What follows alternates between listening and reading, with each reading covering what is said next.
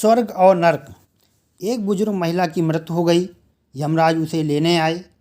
महिला ने यमराज से पूछा, आप मुझे स्वर्ग ले जाएंगे या नरक? यमराज बोले, दोनों में से कहीं नहीं। तुमने इस जन्म में बहुत ही अच्छे कर्म किए हैं, इसलिए मैं तुम्हें सीधे प्रभु के धाम ले जा रहा हूँ। बुजुर्ग महिला खुश हो गई और बोली, धन्यवाद, पर मेरी आपसे एक विनती है।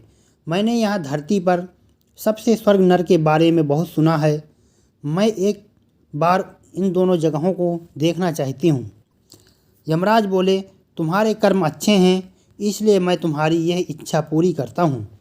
चलो हम स्वर्ग और नरक के रास्ते से होते हुए प्रभु के धाम चलेंगे। दोनों चल पड़े। सबसे पहले नरक आया। नरक में बुजुर्ग महिला ने ज़ोर ज़ोर से लोगों के रोने की आवाज़ सुनी। नरक में सभी लोग दुबले पतले और बीमार दिखाई दे रहे थे। महिला ने एक आदमी से पूछा, यहाँ आप सब लोगों की ऐसी हालत क्यों है? आदमी बोला, तो और कैसी हालत होगी? मरने के बाद जब से यहाँ आए हैं हमने एक भी दिन खाना नहीं खाया। भूख से हमारी आत्माएं तड़प रही हैं। बुजुर्ग महिला की नज़र एक विशाल पतीले पर पड़ी, जो कि लोगों के कद से करीब 300 फुट ऊंचा होगा।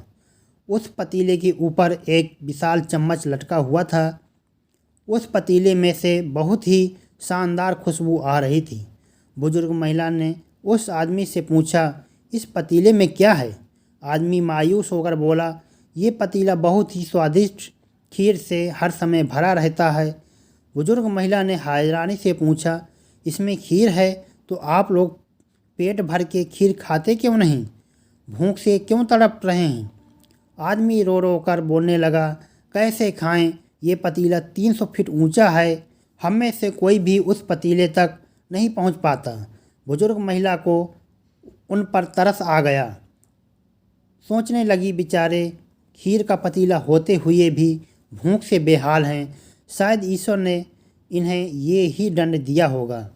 यमराज बुजुर्ग महिला से बोले, चलो हमें देर हो रही है। दोनों चल पड़े। कुछ दूर चलने पर स्वर्ग आया।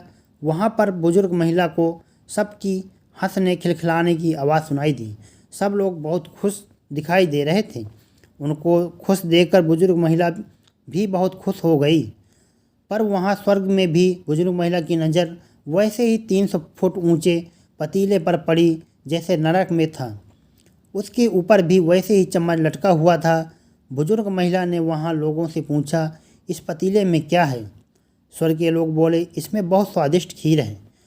बुजुर्ग महिला हैरान हो गई। उनसे बोली, पर यह पतीला तो 300 फुट ऊंचा है। आप लोग तो इस तक पहुंच ही नहीं पाते होंगे। उस हिसाब से तो आप लोगों को खाना मिलता ही नहीं होगा।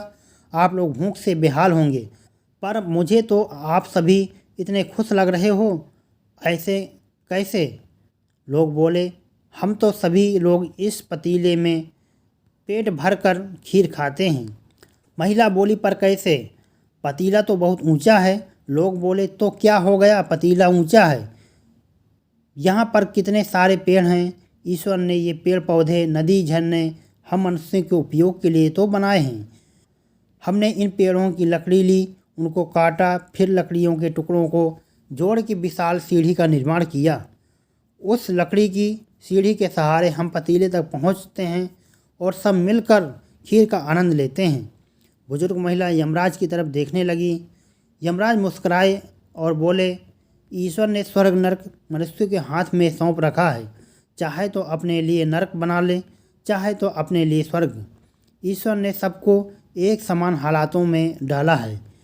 उसके लिए उसके सभी बच्चे एक समान हैं। वो किसी से भी भेदभाव नहीं करते।